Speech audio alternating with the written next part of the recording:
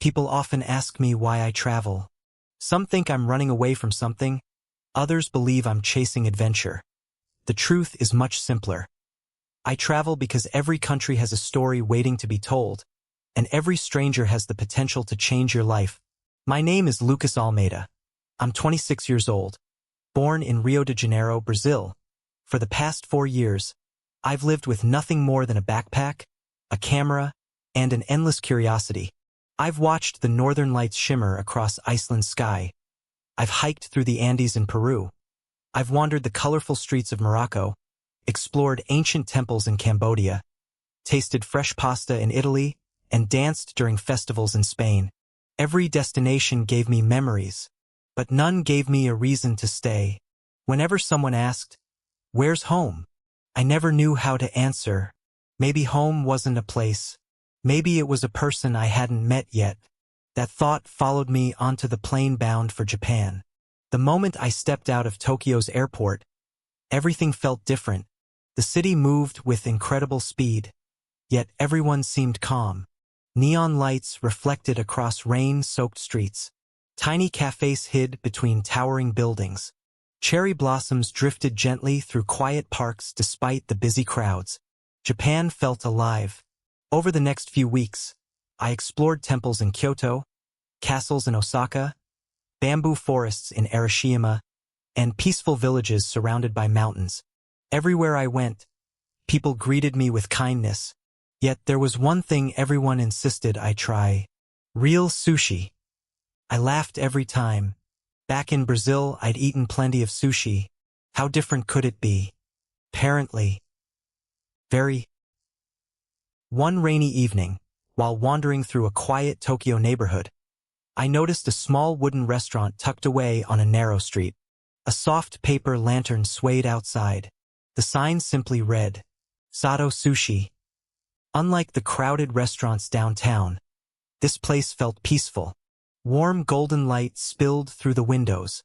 The aroma of fresh seafood and rice drifted into the cool evening air. Without thinking, I slid the wooden door open. A tiny bell chimed. "I ras Hames." The welcoming voice made me look up. Behind the sushi counter stood a man about my age. Dark hair framed his gentle face. His warm brown eyes met mine for just a second before he smiled politely. Everything around me seemed to disappear. "My name is Haruto," he said in careful English. "Welcome." I forgot every Japanese phrase I'd practiced. Instead, I simply stared. He tilted his head. "Are you okay?" I laughed awkwardly. "I think so." His soft chuckle filled the restaurant. "I'll take that as a yes." Only a few customers sat inside. I chose the seat directly in front of him. Maybe because I wanted the best view of the chef. Or maybe the best view of him. Haruto worked with incredible focus. Every movement was graceful. His knife glided effortlessly. His hands shaped each piece of sushi with care. Watching him felt almost like watching an artist paint. He noticed me staring. Again. "Is something wrong with the sushi?" I shook my head immediately. "No." "Then why do you keep looking at me instead of your food?" My face turned bright red. "I was admiring your craftsmanship." He raised an eyebrow. "My craftsmanship? And maybe the chef." For a brief moment, Haruto froze. Then his cheeks slowly turned pink. "I'll pretend I didn't hear that. I was hoping you wouldn't." He tried to hide a smile. He failed. That night became the best meal I'd ever had. Not only because the sushi was incredible, but because every conversation with Haruto felt effortless. We talked about travel, music, languages, dreams. He had never left Japan. I had barely stayed in one place. Yet somehow, our worlds fit together. When I finally stood to leave, I felt strangely disappointed. "Thank you," Haruto said with a bow. I smiled. "I'll probably come back tomorrow." His eyes widened. "So soon?" "The chef is too handsome to visit only once." He looked away immediately. You're impossible. And yet, I grinned. You smiled. He couldn't argue with that. The next evening, I returned. And the evening after that. Soon, Haruto started preparing my favorite sushi before I even ordered. He remembered that I loved green tea. He learned I always carried my camera. He laughed whenever I tried speaking Japanese and accidentally said something embarrassing. One afternoon, he admitted something surprising. I look forward to seeing you every day. For a moment, neither of us spoke. The air between us felt different, warmer, hopeful. As I prepared to leave that evening, rain poured heavily outside. Haruto stepped out from behind the counter carrying an umbrella. You forgot this weather can be unpredictable. I guess I did. He opened the umbrella above us. We stood close together beneath it, shoulder brushing shoulder as we walked through the quiet streets. Neither of us wanted to say goodbye. When we reached my hotel, I turned toward him. Thank you for today. He smiled softly. Thank you for coming. For a heartbeat, we simply looked at each other. I gently reached for his hand. Instead, his fingers intertwined with mine. My heart pounded louder than the rain. Slowly, carefully, I leaned closer. Haruto met me halfway. Our first kiss was soft and hesitant. A brief, tender kiss that spoke more than words ever could. When we pulled apart, both of us were smiling. I think, Haruto whispered, I'll be hoping you come back tomorrow too. I squeezed his hand. There isn't anywhere else I'd rather be. And for the first time since leaving Brazil, I wondered if my journey had finally led me home. The morning after our first kiss, I woke up smiling. For years, every sunrise had meant another train, another airport, another city waiting to be explored. But this time, my first thought was it was about Haruto. I found myself checking the time every hour, counting down until his sushi shop opened. By late afternoon, I was already standing outside Sato Sushi, trying to look casual. The little bell chimed as I stepped inside. Haruto looked up from behind the counter, and the moment our eyes met, his face brightened. You came, he said. I told you I would. He laughed softly. I know, I was just happy to see you. Those simple words warmed my heart more than any summer day in Brazil. Over the next few weeks, visiting Haruto became my favorite part of every day. Sometimes the restaurant was busy, and I quietly watched him work with the same graceful precision that had first captured my attention. Other times, I was his only customer. Those evenings felt special. He would prepare new sushi creations just for me. This one has yuzu, he explained one night. It's amazing. I wasn't asking about the sushi. He blinked. What? I said you're amazing. Haruto sighed dramatically. You flirt every single day. I've traveled to 30 countries. And I've never met anyone worth flirting with this much. His ears turned bright red. You'll never let me get used to your compliments, will you? That's the plan. One evening, after closing the restaurant, Haruto surprised me. Come with me. Where? It's a secret. He led me through narrow streets until we reached a quiet riverside lined with glowing lanterns. The city lights reflected beautifully across the calm water. It's peaceful, I whispered. My father used to bring me here, Haruto said. He believed this was the best place to think. We sat side by side on a wooden bench. For a while, neither of us spoke. The silence wasn't awkward. It was comforting. Finally, Haruto looked at me. I've never met anyone like you, Lucas. Good or bad? He smiled. Definitely good. I reached for his hand. This time, he took mine without hesitation. As spring arrived, Tokyo transformed. Cherry blossoms painted the parks in soft shades of pink. Couples walked beneath the blooming trees. Families laughed while sharing picnics.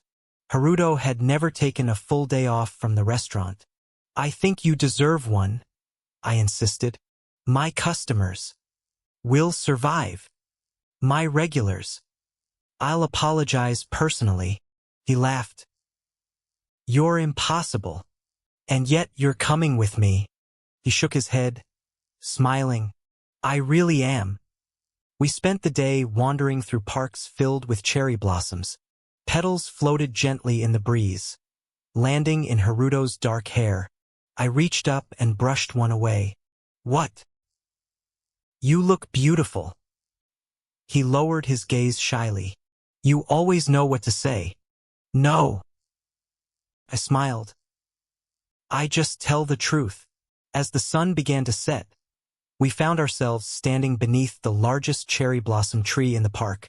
Without saying a word, Haruto stepped closer. He rested his forehead against mine. Can I kiss you? He asked quietly. I smiled. You never have to ask. He laughed softly before pressing a gentle kiss against my lips. It wasn't rushed. It wasn't dramatic. It was slow, tender, and full of unspoken affection. When we pulled away, I rested my forehead against his again. I could stay like this forever. So could I, he whispered. That night, while we were closing the restaurant together, I noticed a calendar hanging on the wall. My tourist visa expiration date suddenly flashed through my mind. Only 1 month remained. The realization hit me like cold rain. Haruto noticed the change in my expression. What's wrong? I forced a smile. Nothing. But he knew me better than that. Lucas. I looked away. My flight back to Brazil is next month. The room became painfully quiet. Haruto stopped wiping the counter. I forgot, he admitted softly. So did I. Neither of us spoke for several moments. Finally, he whispered the question both of us had been avoiding. Will you leave? I didn't have an answer. For the first time in years. I wasn't sure where my next journey was supposed to take me, because my heart no longer wanted another destination. It wanted to stay exactly where it was, with Haruto. As I walked him home that evening, we stopped beneath a quiet streetlight. Without saying a word, Haruto gently wrapped his arms around me. I held him close, feeling the steady beat of his heart. Then he looked up at me, his eyes shining with both hope and fear. I don't know what the future holds, he whispered, but I don't want to lose you. I cupped his cheek and kissed him softly, slow, reassuring, and filled with every promise I couldn't yet put into words. When we finally pulled apart, I rested my forehead against his. I'll find a way, I said. No matter how far I've traveled, you're the first place that has ever felt like home. Under the warm glow of the streetlight, Haruto smiled through tears, and in that moment, I knew our story was only beginning. The next morning, I didn't pack my suitcase. Instead, I opened my laptop and stared at my return ticket to Brazil. My finger hovered over the confirm flight button for several minutes before I closed the page. For the first time in 4 years, I wasn't ready to leave. I contacted the immigration office and applied for an extension to my stay. It wasn't guaranteed, but I had to try. When I walked into Sato Sushi that afternoon, Haruto looked up with his usual gentle smile. You seem happier today. I made a decision. He tilted his head. What kind of decision? I walked behind the counter, stopping in front of him. I'm not leaving, at least not yet. For a second, he simply stared at me. Then his eyes filled with tears. Really? I nodded. I want more time with you. Without caring that a few customers were watching, Haruto wrapped his arms around me in a warm hug. I was so scared, he whispered. So was I.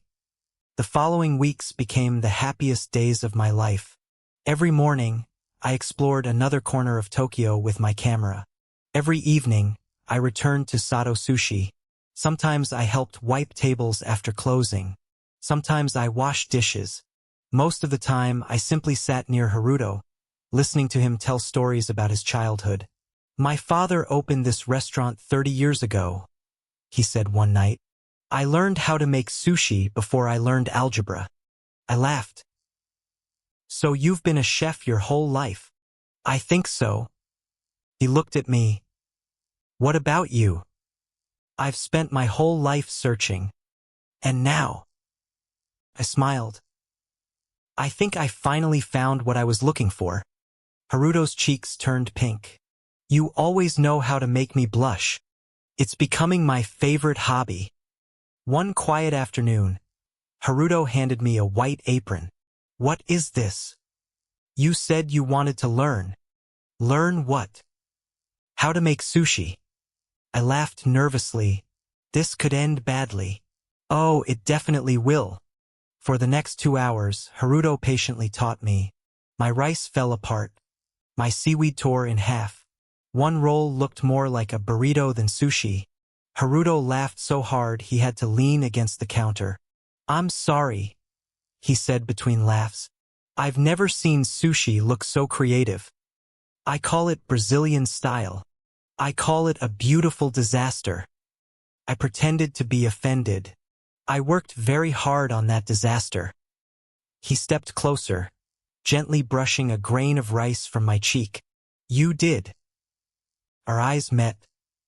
Neither of us spoke. Instead, he leaned forward and kissed me softly. It was a quick, affectionate kiss that left us both smiling. I think, he whispered, you're much better at stealing my heart than making sushi. I'll accept that compliment. A week later, Haruto asked me an unexpected question. Would you like to meet my mother? I nearly dropped my chopsticks. Already? He laughed. You're nervous. I've climbed active volcanoes. I've swum with sharks. I've hiked through jungles. But meeting your mother? I swallowed. That's terrifying. Haruto laughed so hard he almost spilled his tea. You'll be fine. I hope she likes me. I'm sure she will. His mother lived in a quiet town just outside Tokyo. She welcomed me with a warm smile. So you're Lucas? Yes, ma'am. I've heard a lot about you. I glanced at Haruto. You've been talking about me? He suddenly found the floor very interesting. His mother smiled knowingly. He hasn't stopped talking about you. Haruto covered his face. Mom. She served us homemade food and asked about Brazil, my travels, and my family. By the end of dinner, she reached across the table and gently held my hand. Thank you. I blinked. For what?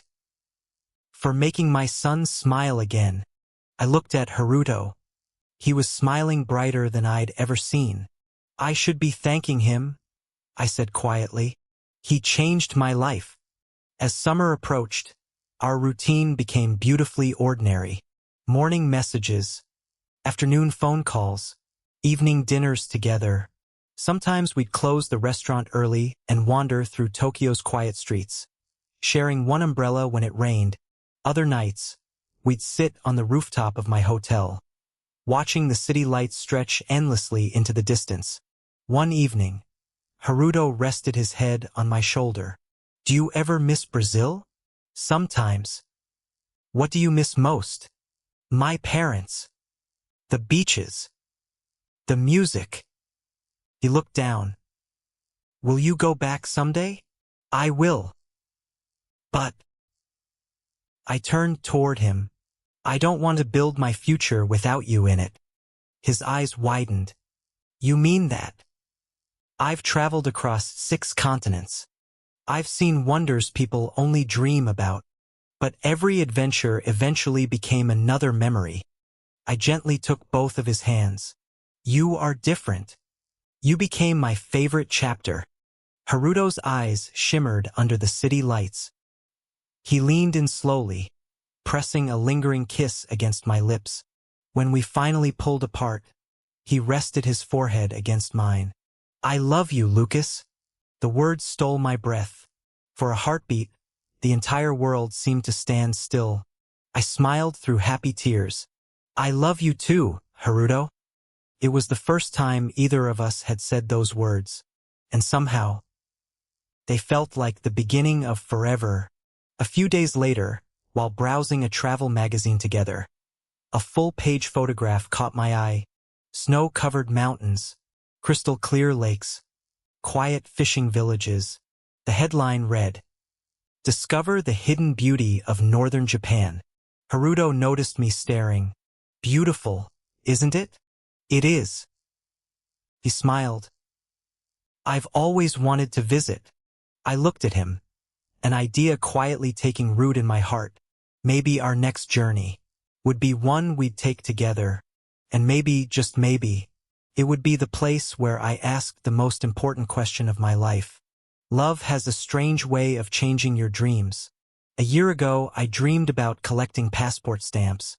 Now, I dreamed about waking up beside Haruto every morning.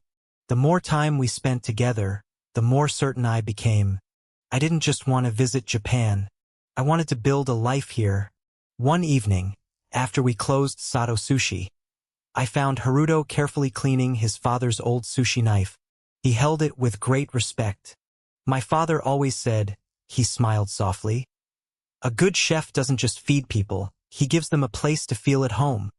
I looked around the little restaurant.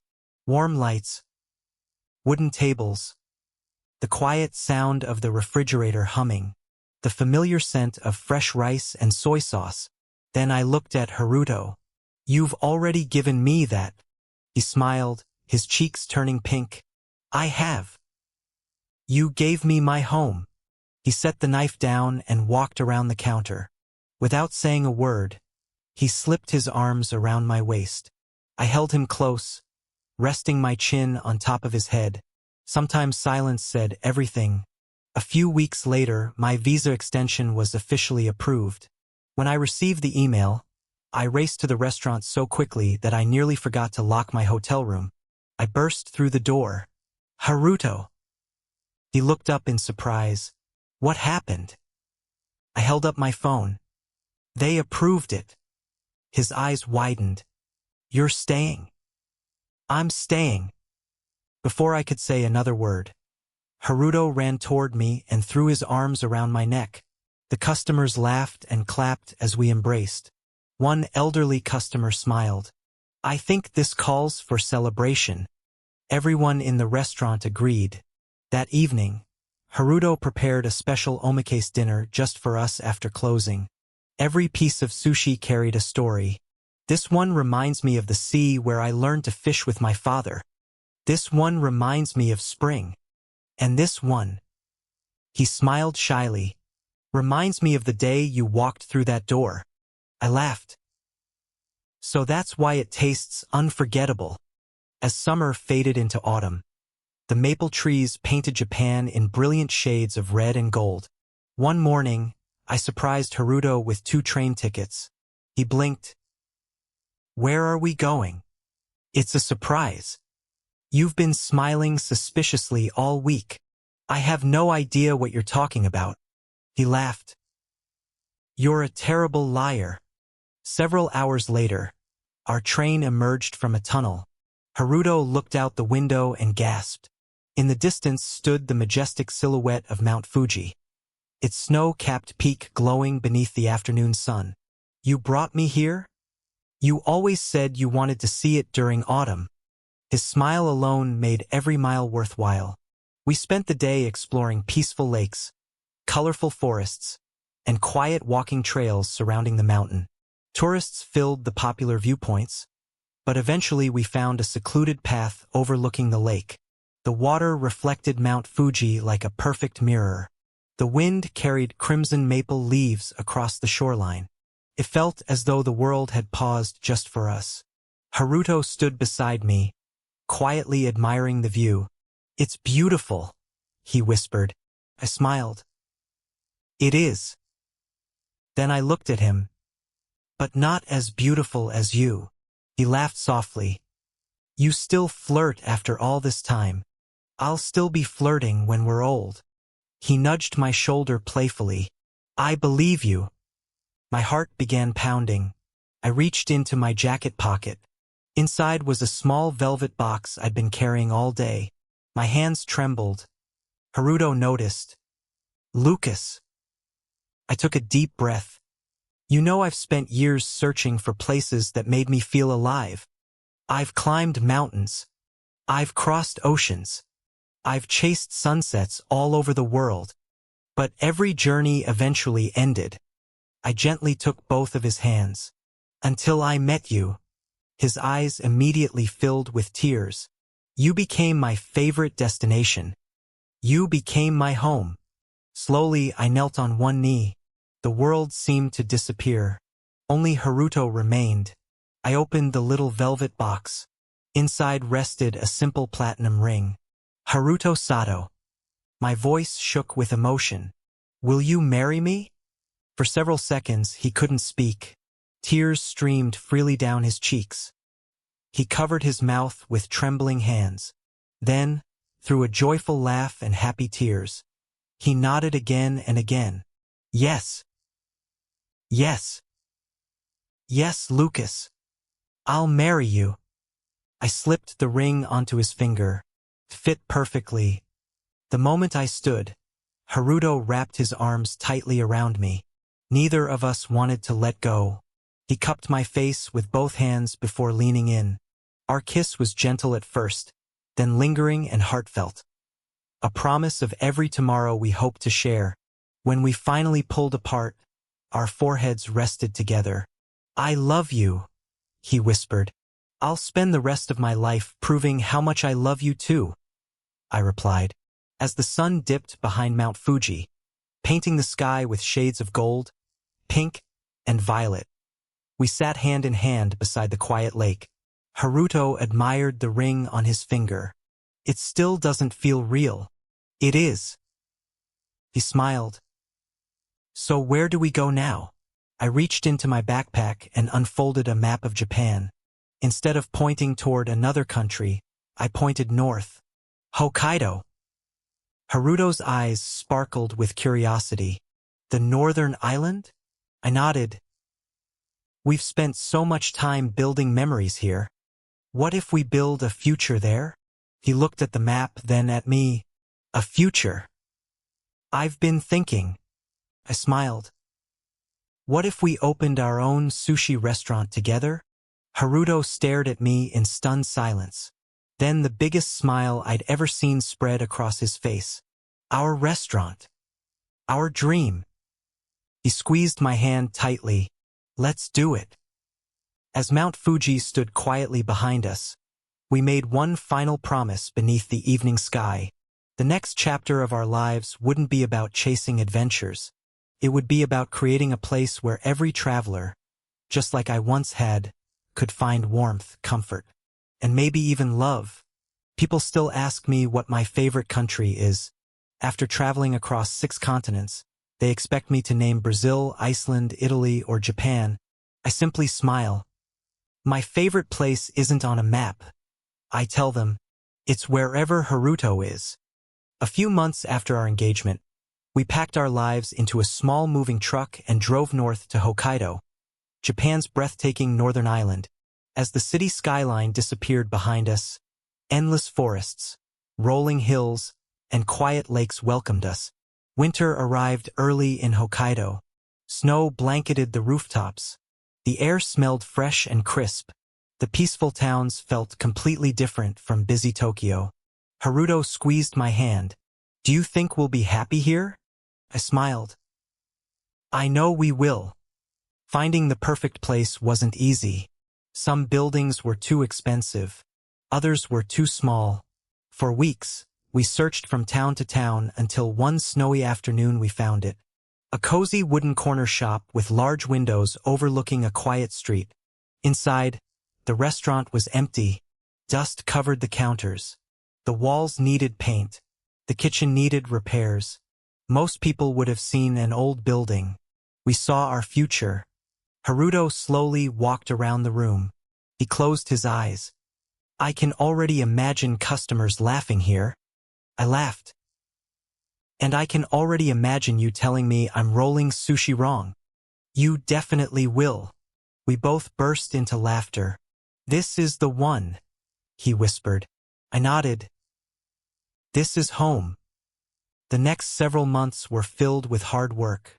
Every morning we painted walls together. Every afternoon we built tables and polished wooden floors. Every evening we planned our menu. Haruto carefully created traditional sushi recipes passed down from his father. I designed a few Brazilian-inspired specials, combining fresh Japanese seafood with tropical flavors from home. "You really want mango on sushi?" Haruto teased. "Trust me." "I'm trusting you cautiously." When we tested the recipe together, his eyes widened after the first bite.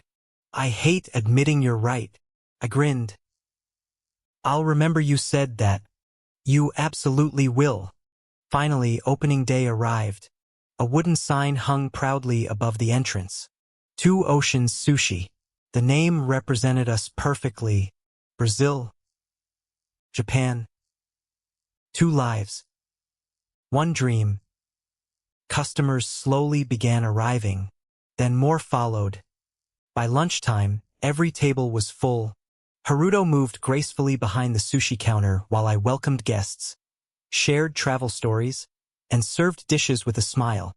One elderly customer took a bite of sushi before looking at us. "This restaurant feels," he paused, "warm." Haruto smiled. "My father always said food should make people feel at home." The customer nodded. "It does." I glanced toward Haruto. His eyes met mine.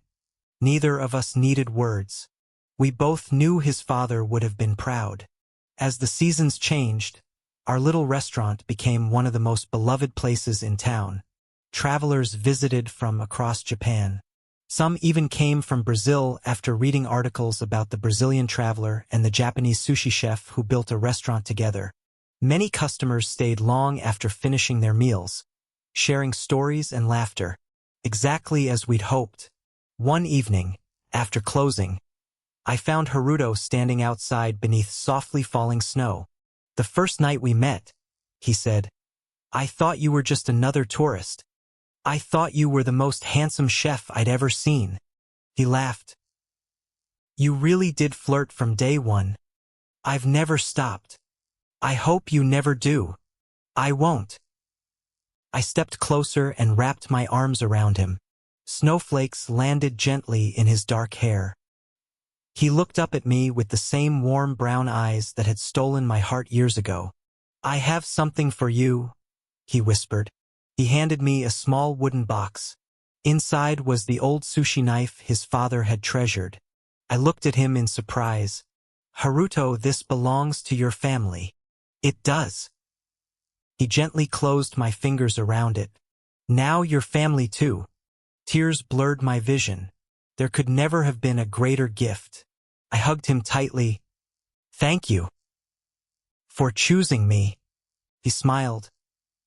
"There was never anyone else." The following spring, surrounded by blooming cherry blossoms and the people we loved most, we exchanged our vows in a peaceful garden overlooking the sea. When the ceremony ended, everyone applauded as Haruto reached for my hand. "May I kiss my husband?" he asked with a playful smile. "You definitely don't need permission." He laughed before leaning in. Our kiss was gentle, joyful, and filled with every promise we'd made to each other over the years. When we pulled, I looked at the ring on my finger. It reminded me of that unforgettable evening beneath Mount Fuji. The journey that had begun with a single meal had become a lifetime together. Years passed. Our restaurant flourished.